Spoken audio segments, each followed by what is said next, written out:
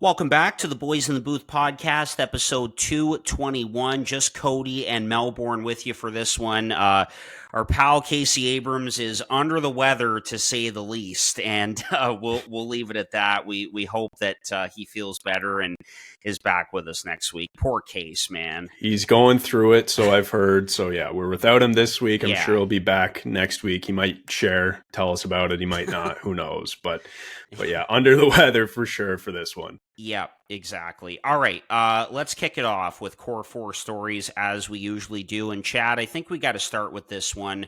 He is the fourth fastest player to reach 1,000 points in his NHL career, and that's Connor McDavid. Let's start there. Unbelievable, man. Like, to do it in this era where, I know scoring is up as of the last few years, and it seems to be going up a little bit more every year over year. But compared to the 80s when, Gretzky was able to do it, like, it's just not comparable. And for this guy to be fourth all time, fourth fastest all time to do it is just incredible. We talked about this last season. There was a possibility last season that he might be able to get his 900th and 1000th point in the same year. So it's no surprise that, we're barely into November here and he's got it. So it's an incredible feat. The fact that he did it so quickly is crazy. And when you compare it to some modern legends, like Sidney Crosby, Alex Ovechkin, guys like that, he did it faster. So it's a remarkable feat, and just what a player. What else can you say about Connor McDavid? Yeah, no, we're truly in a special time, and it's really special for us to be able to watch this guy, this legend, and one of the greatest players already to ever play the game of hockey. Absolutely. And, I really loved like how he really let his guard down and showed his emotion. Like it clearly meant a lot to him, and to do it in Edmonton in front of those fans, I think was big for him as well. The other thing, man, like just a side note, Wayne Gretzky achieved that feat in 424 games. That is absolutely ridiculous, and we'll never see that again. Yeah, and he's the first and second fastest to ever do it, because his Yeah. first 1,000 in 424 and then his second 1,000 in like 450 or maybe even less, something like that. I saw the stat the other day. So, and no one's done it faster than that, and he did it twice. So, and Ugh. and like, so McDavid, his career has been incredible. He might be a guy who gets over 2,000 points here and join Yeah. Wayne Gretzky in that category. Who knows? There's a lot of time left and a lot of points to be scored, but he's certainly on track to do that. Absolutely. Congrats again to McDavid on becoming the fourth fastest player in NHL history to reach 1,000 points. Let's talk about a trade that we saw earlier this week. Could be a sign of things to come for the Pittsburgh Penguins, who we've ripped pretty good on this podcast, of course. But the Penguins certainly just having a tough go of it here to start the season. They trade Lars Eller back to the Washington Capitals for a pair of draft picks, a third and a seventh, going back to the Penguins. So let's just talk about this deal that we saw earlier this week.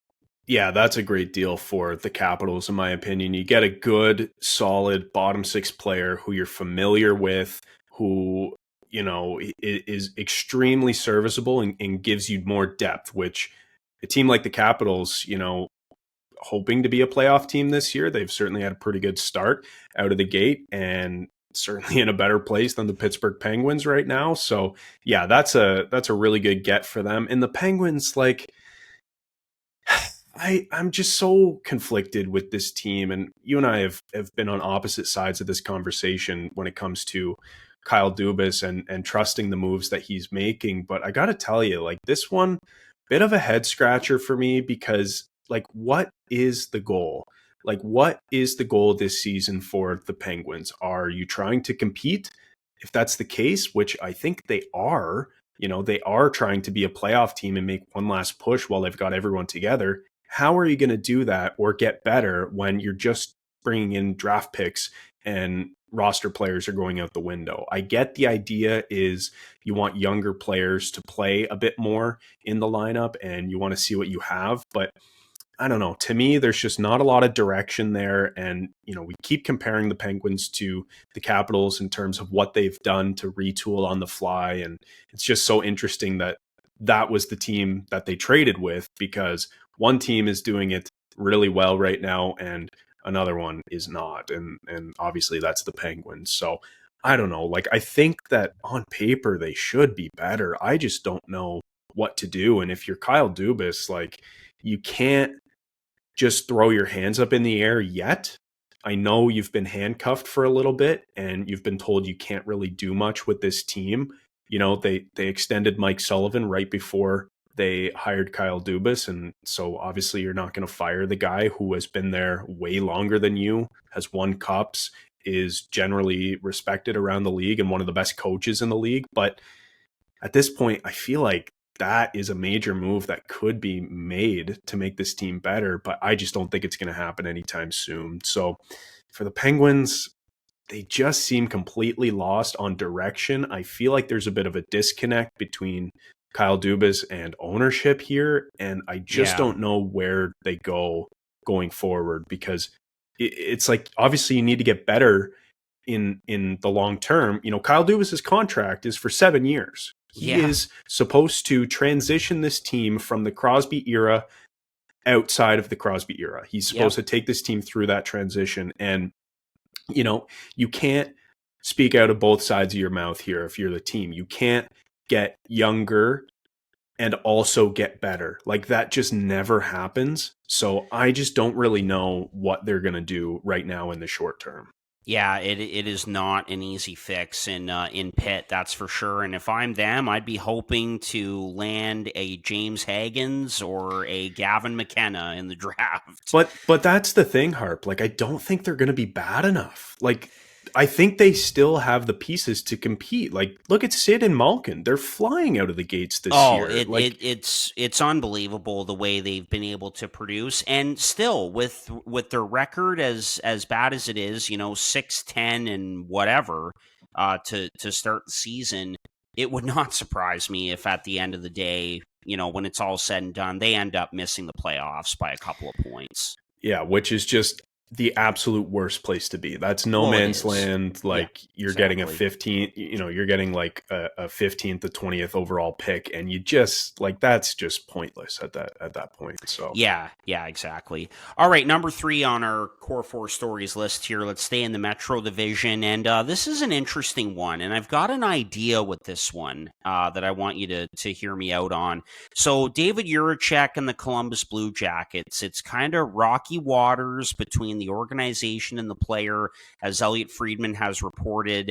Juracek was a high draft pick, 6th overall a couple of years ago, big right shot defenseman who wants to play, who wants more of an NHL opportunity, and he just isn't getting it in Columbus. He's frustrated. The Blue Jackets, they've got a lot of bodies on the back end. They just made the waiver claim for Dante Fabro, of course, recently. So what do you make of all this? And going back to the Penguins, like if I were them, I'd be all over a guy like this. So what do we think of the Juracek situation in Columbus? Because they got to be real careful here with a guy who is very young, was only drafted a couple of years ago, a high pick, big right shot defenseman who still has a lot of potential and upside. They got to be careful with this one. totally. Well, very high ceiling, right? 6th overall pick in 2022.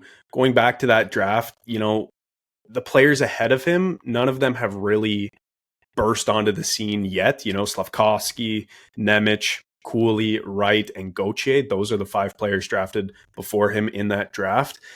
So, there's upside there. You also know that his development curve has been a bit messed up because of COVID and the injury leading up to his draft year and everything that goes into all of that. So it hasn't been a great development curve for him in Columbus, and it seems like that's becoming a bit of a trend, which is Yeah. a bit concerning for players who go to Columbus who have high ceilings who don't develop.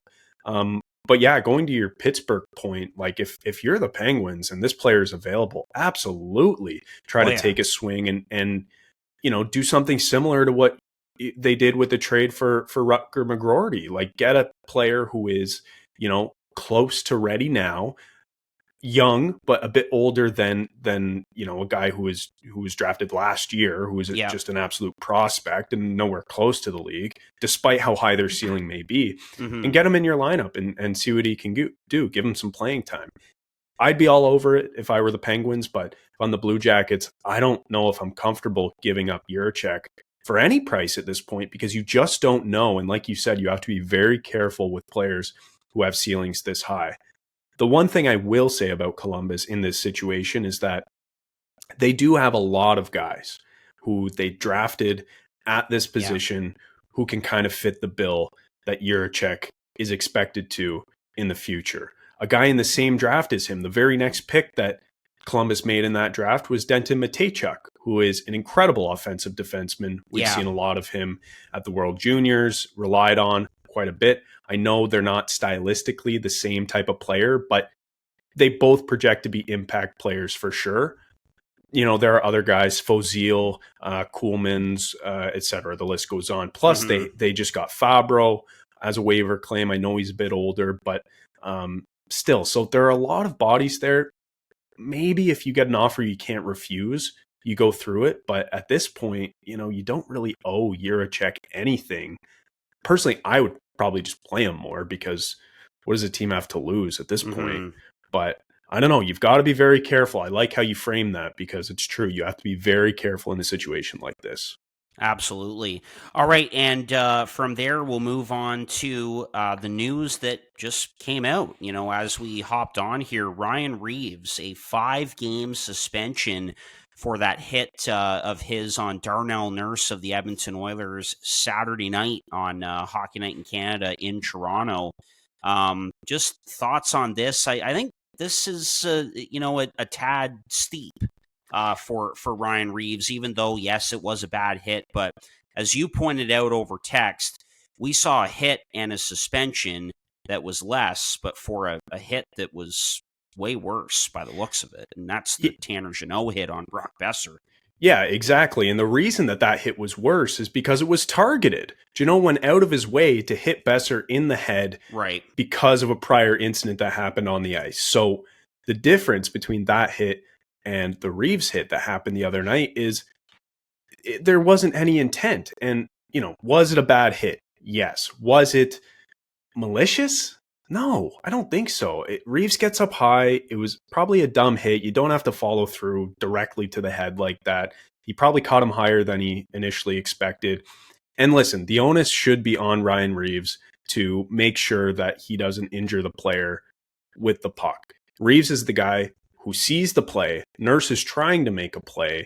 He's looking up ice. He doesn't see Reeves coming. So yeah, I totally agree that the onus should be on Ryan Reeves. But when it comes to suspensions, this was just another egregious example of George Peros and his cronies making an example out of the Toronto Maple Leafs, like they do every single time. It's the Toronto tax that you have to pay on suspensions. It's an extra game or two every single time. Yeah. We saw it with the Morgan Riley suspension last year. I was just going to say, yeah. We've seen it with Jason Spezza a couple years ago playing for the Leafs, had an accidental knee that hit Neil Pionk.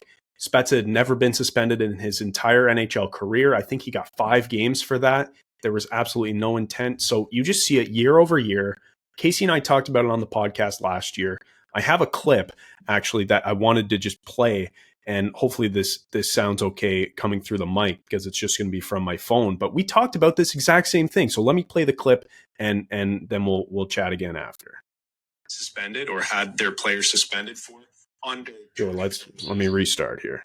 George Peros has a personal vendetta against the Toronto Maple Leafs. If you want to get a message across to the NHL and to the media, do it through the Leafs. I mean, if you're going to make a point in any way, and you want to make a point about cross-checks, take down Morgan Riley, take down the Leafs, and it's going to get talked about. The only reason I bring it up is because there's been a chart circulating, and the chart basically breaks down the amount of times and games that each team in the league has been suspended or had their players suspended for under George Peros's reign, the Maple Leafs are, of course, number one. They've been suspended more games and more times than any other team in the league, except for the Washington Capitals, who have been suspended more games but fewer times.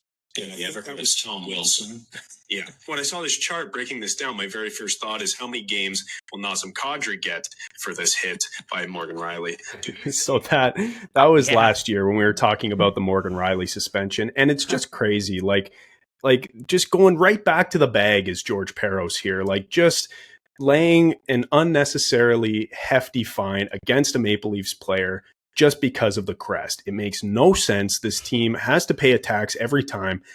I think it's the amount of eyeballs that are on these Maple Leafs games. Like this happened on a Saturday night, hockey night in Canada. You've got the panel, you've got Jen Botterill talking about it on the panel, and everyone saying that it was a dangerous, unnecessary hit. And yeah, of course it was. But why is there not a precedent here? Like me, as someone who is very close to finally being able to say I'm a lawyer and practicing law, why is there not a precedent? It makes no sense. Mm-hmm. You solve or you decide cases and then follow those rulings going forward. And in the NHL, in the Department of Player Safety, they don't do that. There's no precedent. It's every time. It's different. They rely on different factors. They never explain those factors. There are never reasons provided for why someone was suspended. 5 games versus 3 games. It's kangaroo court, and I'm just sick of it. But I got to be honest, I'm not surprised. George Peros has had it out against the Maple Leafs since he took over at the Department of Player Safety, and it's at this point, it's laughable because it's so predictable. You have to pay the Toronto tax. Yeah, exactly. And I think you've got a real point there. Obviously, there's some bias because you're a Leafs fan, but I think your point is legitimate. Toronto being the hockey mecca that it is, unfortunately, they kind of fall into that category of, that like we're gonna make an example out of you, out of your team, and the guys who wear that crest. And I just gotta say it, like I'm not a big fan of George Peros. I'm really not. But again, I mean, this is just one item on the long laundry list of inconsistencies across the NHL, and this is a big one. So yeah, definitely, Toronto is kind of being a victim of the fact that they're a hockey mecca, and I think you've got a real point there. Yeah, and final thing I'll say here, I just want to reiterate that yes, I thought the hit was dirty. I thought it should have been suspended. It was a boneheaded play from a boneheaded player. I don't even think he should be in the lineup every night, but for some reason he is, and he's doing things like this. By the way, he doesn't even have a fighting major all year. Ryan Reeves has not fought one time, which is that's crazy. The reason he's on the team, and to do stuff like this, but cleanly, not get suspended for it. But yeah, point is, and final thought, I thought this hit was dirty. He should have been suspended. The only thing I'm upset about is the fact that there's no consistency in the league from game to game, from dirty hit to dirty hit, suspension to suspension. They just make it up as they go. It's not a real league at this point. Like the director of player safety, like they just make it up, and I can't. It irks me. It really does. Oh, I understand your frustration, and again, like it's one of many inconsistencies, across the NHL that we see. I mean, we saw it this week: goalie interference, video review, like all these things, and yeah, it's just makes it very frustrating as a player, a fan, a follower, whatever. So yeah, I think you got a real point there. All right, that's Core 4 Stories for episode 221, and let's get into the main meat and potatoes for this episode. And we're looking ahead to the Four Nations face-off. The rosters are going to be coming out on December 2nd, so that date is coming up in a hurry.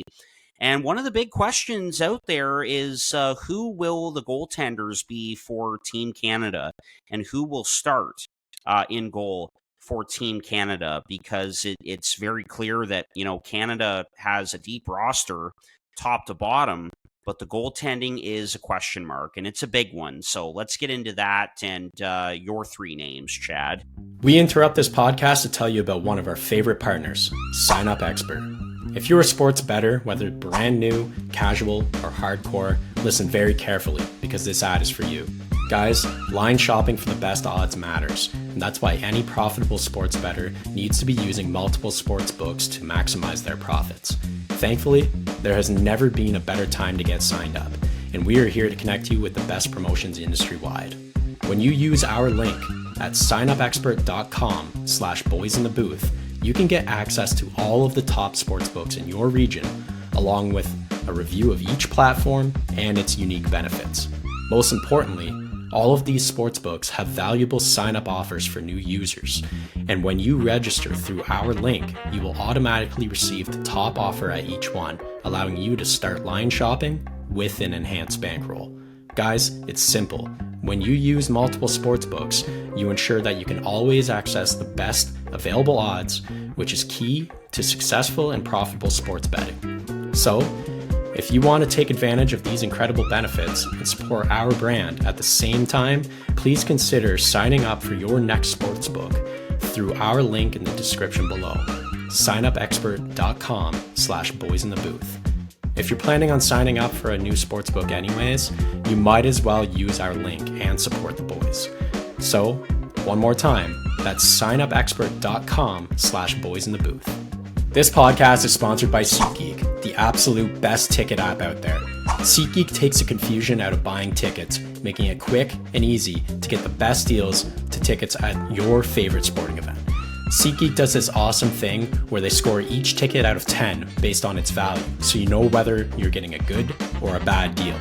Last time I got tickets to see the Devils play, I first saw red tickets. I waited it out, monitored the price in-app, and once I saw green, I pulled the trigger. SeatGeek makes it that easy. And here's the best part. SeatGeek has completely hooked us up.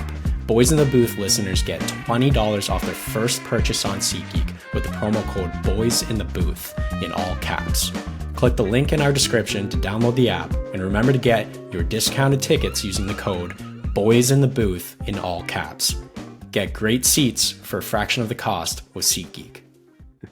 I mean, if I wasn't 0-7 in men's league with a 4.8 goals against average, I'd say I'd strap on the pads for Team Canada at the Four Nations face-off because it's bleak, man. It's not looking very good. No. And that is evidenced by the fact that when we picked our teams back in March, okay, you and I both picked Aiden Hill, Tristan Jarry, and Stuart Skinner as the three goalies to make this team, who were expected to make this team. And we did this back in March.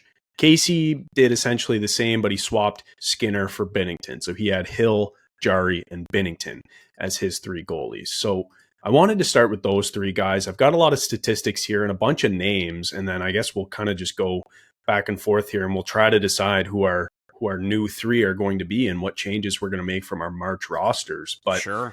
But yeah, starting with Skinner, he has statistically been the worst goalie in the league this year in terms of goals saved above expected.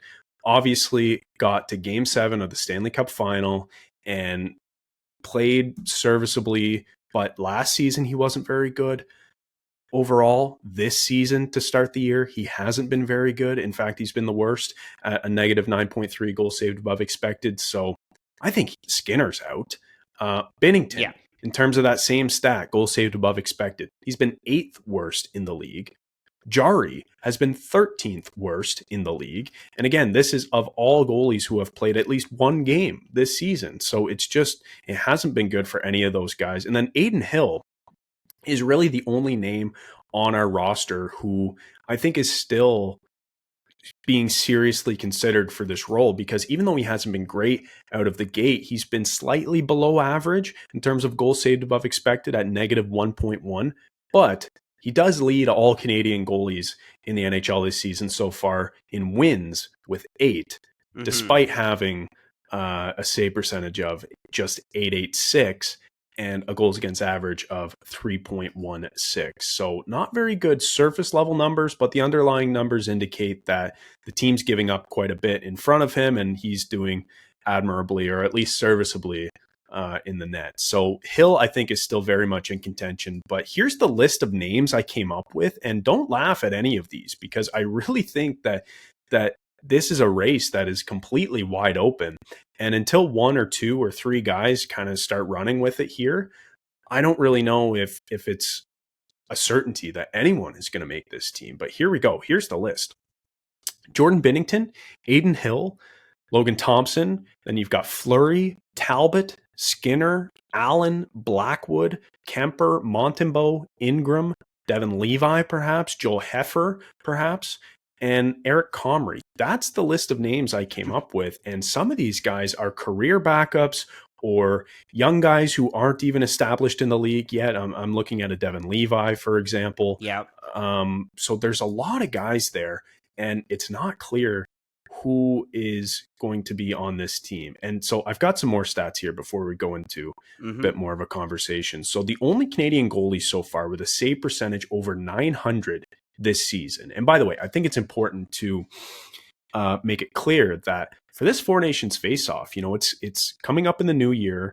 You've got to go with a guy who's hot, but you have to make the decision by December 2nd. That's the deadline. That's the challenge. That's the challenge here. You have to pick a goalie who is historically pretty good, but you also have to pick a goalie who is just playing well at the time. So that's why I've only pulled numbers from this year, because I think it's important to see where guys are at despite their name value or pedigree, because let's be honest, I don't think there's a single guy on this list who could make this team from name value or pedigree alone. So in terms of goalies who are from Canada and who have a save percentage over 900 this season, the list is very short. And here it is. You've got Cam Talbot with a 927. He's been great, by the way. Yeah. We're going to get into him. Yeah.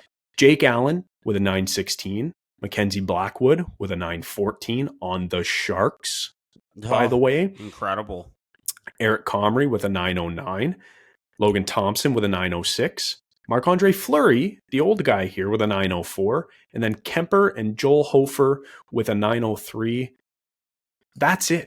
That's the whole list. And this isn't a very high bar I've set here. I could have set it at 910 because you want a good starting goalie, and that's what you would expect a starting goalie to have, above a 910. But I'm talking over 900 here, dude. Like, the list is short. The Canadian goalies have been off to a poor start this season throughout the entire league. So that's that. That's save percentage, okay? In terms of goalies with a positive goal saved above expected. So again, stop more shots than an average goalie would be expected to based on where the shots are coming from on the ice, right? Cam Talbot is number one among Canadian goalies, and he's actually second in the NHL with a positive 9.3 goals saved above expected. After that, it's Thompson at 16th, Mackenzie Blackwood at 17th, Jake Allen at 19th, Sam Montembeault at 31st, and Eric Comrie at 34th in the league. Every other Canadian goalie, every other one I mentioned on that list earlier, has a negative goal saved above expected, which is not good, by the way. That means you've been less than average, according to Money Puck's model at least, in terms of saving shots that you should have. Not a good thing. That list is even shorter than the previous one. So, every goalie that we picked in March has been below average or like one of the worst in the league, like well below average. So it hasn't been good. It's crazy when you look at what is available for Team Canada versus Team USA, Team Sweden, Team Finland. Like, it's not even close for this Four Nations face-off, let alone the Olympics coming up in 2026. So who knows who is going to start then. But if I were picking three names today, and by the way, again, like to remind you, we picked Hill, Jari, and Skinner, both of us, last time.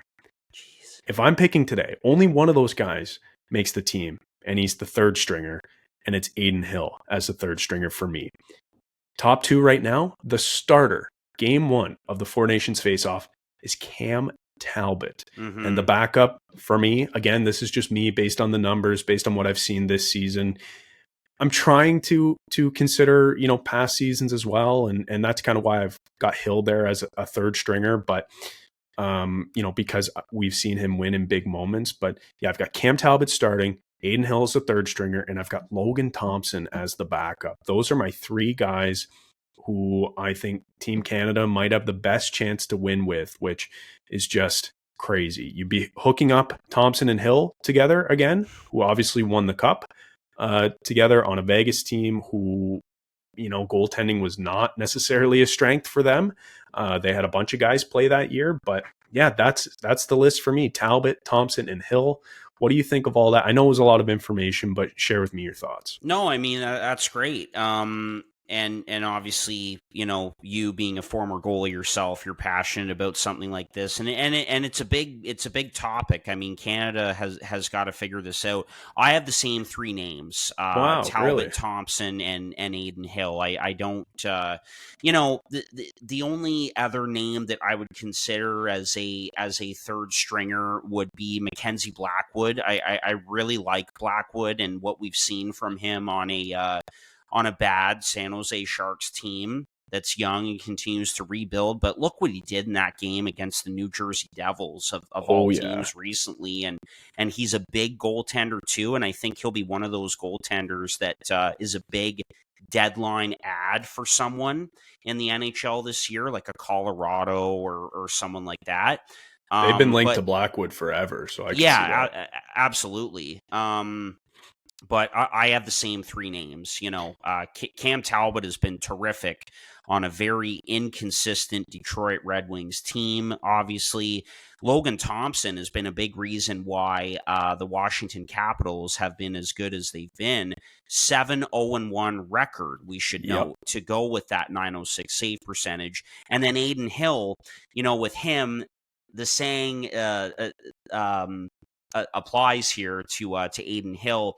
It's not what you've done for me, it's what you've done for me lately. Well, lately, Aiden Hill has a Stanley Cup win and also is the starter and playing pretty well with a good Vegas Golden Knights team. And leading all of these goalies in wins, by the way, even though his numbers aren't spectacular. Right. Yeah, exactly. So, no, those are the three names. And then, you could argue that maybe that third spot, could be a bit of jump ball. So I would consider a guy like Blackwood. And also we have to keep in mind that Doug Armstrong is the man in charge of all this. And so that he's going to consider his two guys in St. Louis and Hofer and Binnington. Personally, I would hate to see Jordan Binnington on this Canada team. And another thing, too, it would be really cool to see Marc-Andre Fleury as a third goaltender on this team. I think that would be great, considering the fact that this is kind of it for him this year. It's the farewell tour. At least we suspect it is. So that would be really cool. But yeah, I've got the same list. I don't know how you couldn't go with Thompson, Talbot, and Hill. And you know what? Just because of his record and the success that his team is having, I'd give the edge to Logan Thompson to be the starter game one for Canada at the Four Nations. So over Cam Talbot, really? Yeah, I would. I mean, Talbot's got the better numbers, but again, I give the edge to Thompson because of his record.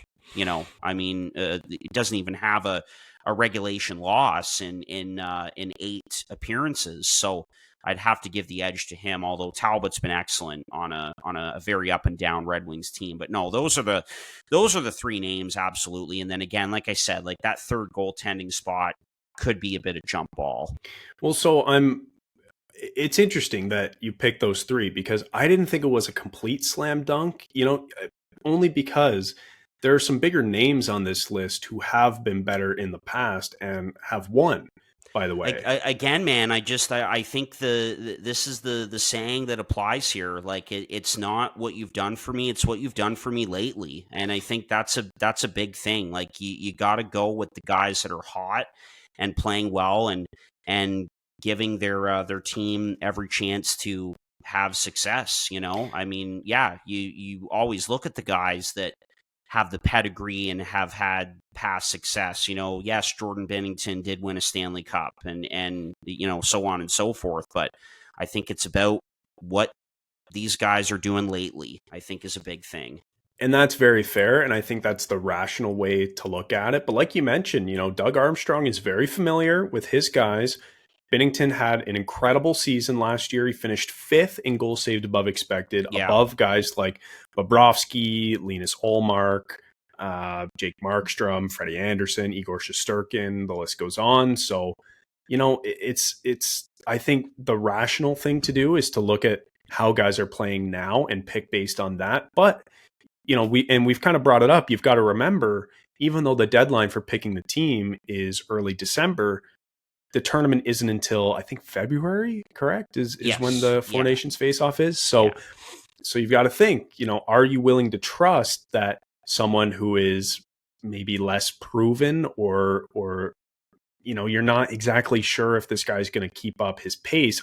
And I'm talking about a guy like Logan Thompson, who, yes, I know he won a cup, but he wasn't the main guy. And even same with a guy like Aiden Hill. Like, yes, he won the cup, but before that year, and he was the starter when they did, but before that year, he was kind of a career backup who bounced around. So I just wonder if, because of all of those factors, Doug Armstrong might look to a guy like Binnington and say, hey, I've seen you win the 16 playoff games you need to win a cup. I've seen you, have incredible years for my team, and he's extremely familiar. I just wonder if all of that is more persuasive to a guy like Doug Armstrong when picking goalies, because then, you can kind of trust that, yeah, even though he's not playing well right now in November, he's going to figure it out by the time February comes, because the games are going to get bigger. And I wonder if that same logic applies to some other guys here who have won cups. Specifically, I'm thinking about a guy like Marc-Andre Fleury.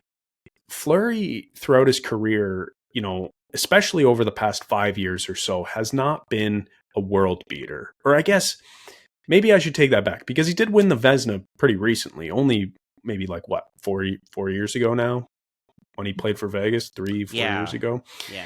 So I guess I shouldn't say he hasn't been a world beater, but generally he's been slightly above average, in and around there. So I wonder if, his pedigree, given the fact that he has the Stanley Cups, he's been an above average goalie, he knows what it takes to win, and has done it over a prolonged period of time. And it'll be the last time he's ever able to represent Team Canada, more than likely. So I wonder if he gets the nod for those reasons alone. So even though I picked Talbot, Thompson, and Hill, and you did the same, just in a different order, I'm thinking, honestly, if I'm Doug Armstrong, and I'm kind of thinking out loud here, I might go with, guys who are kind of more proven in the big moments. And I don't necessarily know if that's a good thing. I just think that's a change or a difference in philosophy. If I'm, reading into things correctly here. But so then you could see it where maybe you go Talbot, who's been solid throughout his entire career, despite never winning. He's been a tandem goalie for years now. And we were talking about how good his career has been the other day, like just looking at every single year he's played, except for one season in Edmonton, and there's one season somewhere else where he was below 900. But he's a career in Ottawa, it was a disaster. But really, everywhere else, he's been fantastic. Yeah, he's a career like 914 or something. So so then in this scenario, I could see maybe Talbot with Binnington and then Fleury as a third, if they want to go that way. But if I were picking today, the three I would go with are Talbot, Thompson, and Hill.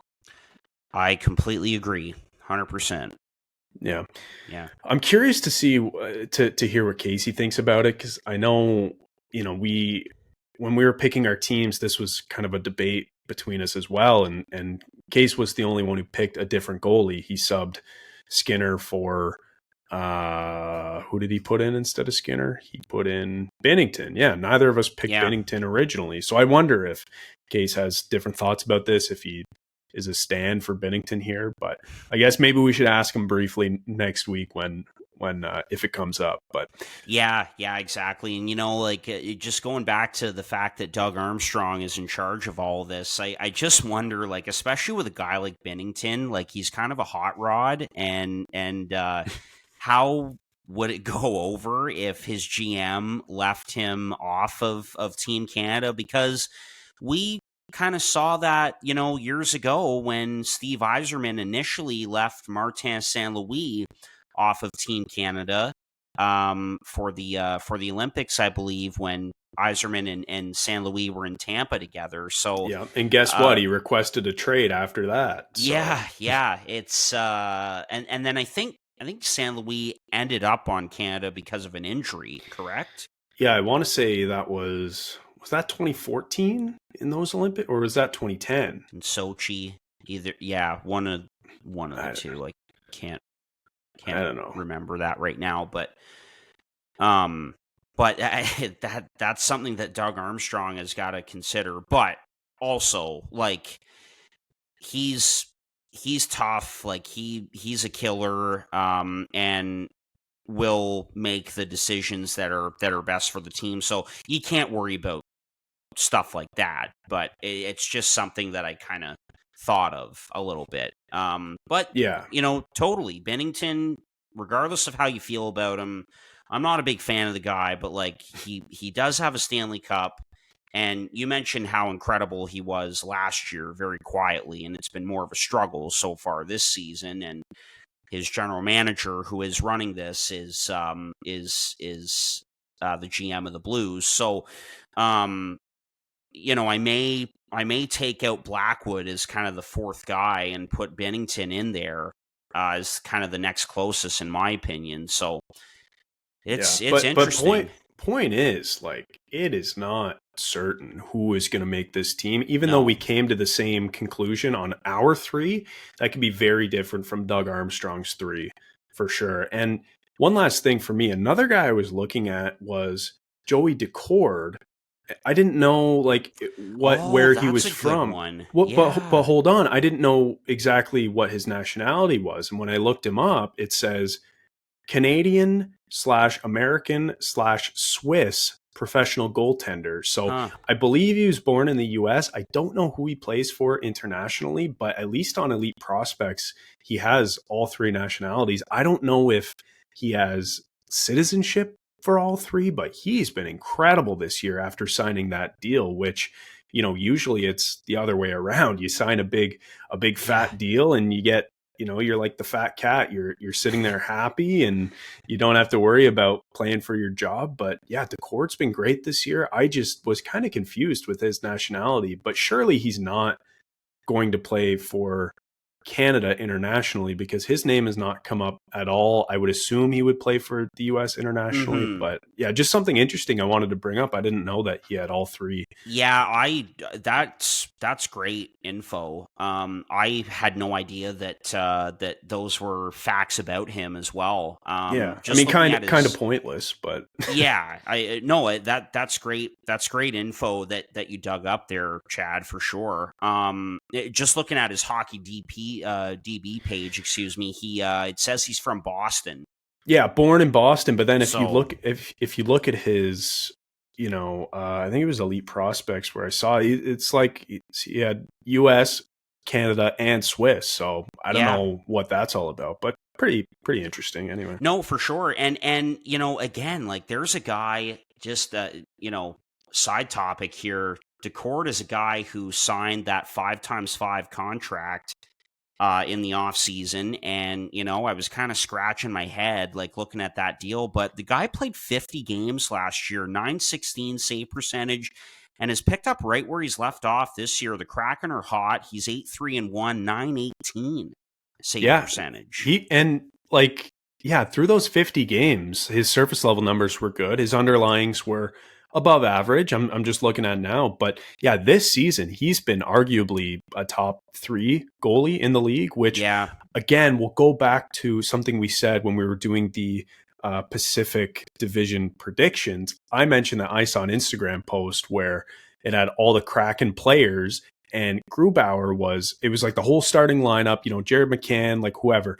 And then it had Grubauer in the graphic too. And literally like 90% of the comments were like, Decord's our guy. Grubauer's not the starter. Decord. So like Kraken fans knew that Decord was their guy. And so far this season, he's been incredible. But unfortunately, I think he would play for Team USA.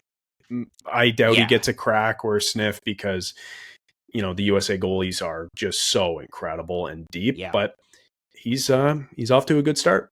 Yeah, he certainly is. Just a side note for sure, and certainly a good one. All right, that wraps it up for episode 221. Again, the rosters for the Four Nations Face-Off in the new year will be out on December 2nd. So looking forward to seeing those rosters. Case, we hope you feel better. Looking forward to having you back next week. Again, just Chad and I for this episode. It was a good one. Thanks for listening, and we'll chat with you again next week. Take care.